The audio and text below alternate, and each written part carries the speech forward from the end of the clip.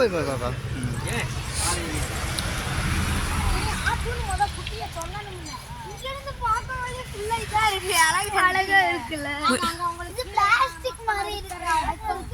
நீங்களா கட் பண்ணுங்க. உங்களுக்கு குட்டி அந்த ஒரு இடத்துல அக்காவுக்கு நாளைக்கு சென்னைக்கு அனுப்புறோம்னு ஒதுக்கி வச்சிருக்கேன்.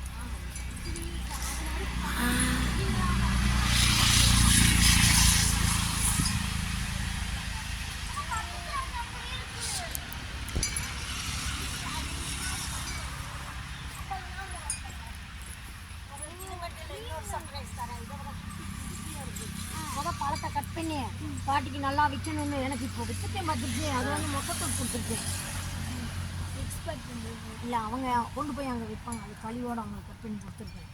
அந்த ஓரத்தில் கழிவை ஃபஸ்ட்டு குவாலிட்டி